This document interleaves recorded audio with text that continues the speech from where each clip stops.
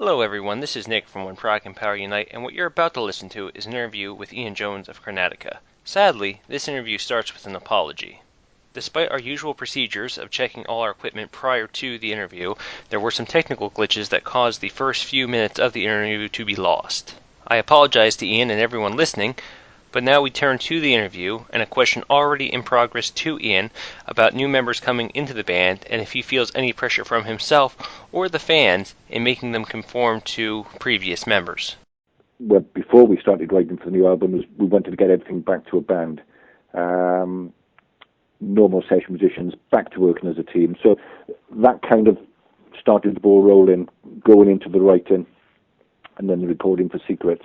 But going back to your initial point about, are we trying to recreate the past? I mean, I write in a particular way, so I think whatever I do is going to have elements of that Karnataka sound in it anyway. It's just the way I write and the way my influences come out. And of course, when you're auditioning people, you're interested in what their influences are as well. So, you've got some idea when people come into the band, what they're bringing to the band and the sound. And to me, I just see it as a massive plus. It brings something fresh to the sound. I mean, for instance, Shara on keyboards is from Turkey. I've always been fascinated with Eastern influences. And we've actually got somebody in the band now who can genuinely bring those influences in. And, it all adds an edge and gives it something, gives it a bit of spice and something more interesting. Okay, very good. Now, as someone who I know plays and writes on a variety of instruments, do you find it, would be difficult to kind of keep to one thing when you play your live shows? It's a relief, and I'll explain why, because otherwise I'd be carrying around a lorry full of gear. In the studio, I primarily write now on piano, keyboards, and guitar. Live, my main instrument is bass, and in fact on this tour, I think it's the first tour where I'm not playing guitar, or perhaps I didn't on the last tour either. But no, it's nice to be able to focus just on the bass live, because that was my starting point and my entry into music. And I see the two things as kind of different. Live is what it is. It's a chance for me to get on the bass and just be part of the band and perform the songs. The writing process, I see as something quite separate. Okay, and it's whatever gets me to the end result, really, when I'm writing. Whether it's guitar, piano, keyboards. Okay, on that subject of the difference between the studio writing and the live performances, do you find either particularly more fulfilling as a musician? Probably the writing for me. I mean, live it's a fantastic experience, a fantastic buzz, and just that whole vibe of working with the band and performing the stuff. And every gig is different. Every time you play the same track, it's always slightly different. And I love that. I love the instant feedback from that.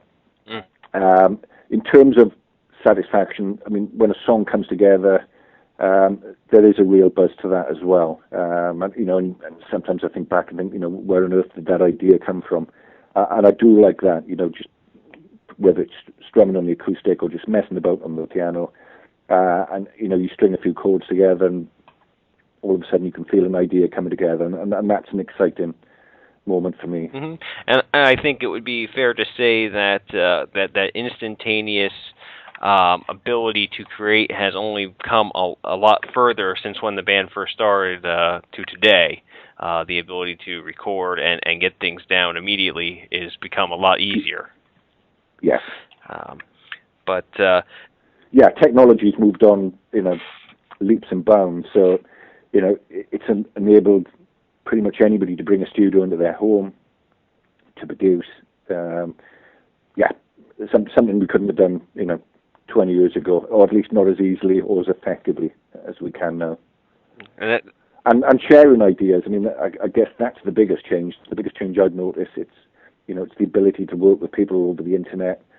Swapping ideas that way. Mm-hmm. I don't think you can replace completely, the feeling of working somebody in the same room and sharing ideas.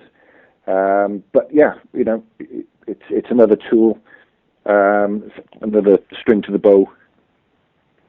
Mm-hmm.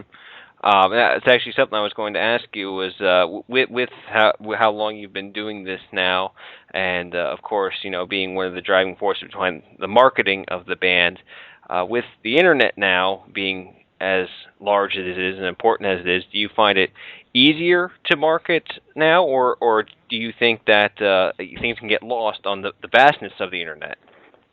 It's a good question. I think it's easier because you can instantly get your stuff out there.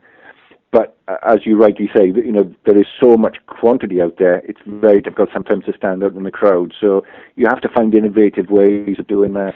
Now you. I can't imagine life without it. Mm-hmm. But it does.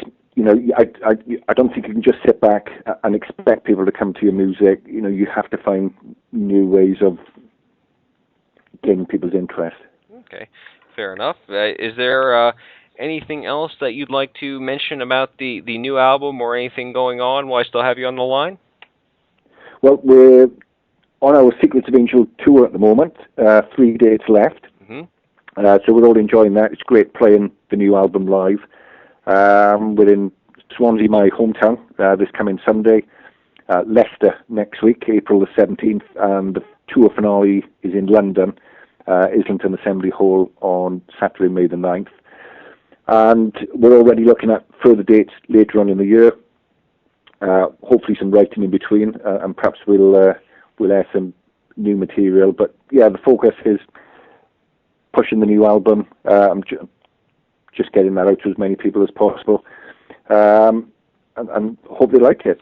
All right, very good. Well, I thank you again. The band's website can be found at karnataka.org.uk, and your Facebook page is facebook.com/Karnataka official, and the new album, Secrets of Angels, as you mentioned, is out now. So please, everyone, go pick it up, and thank you very much, Ian.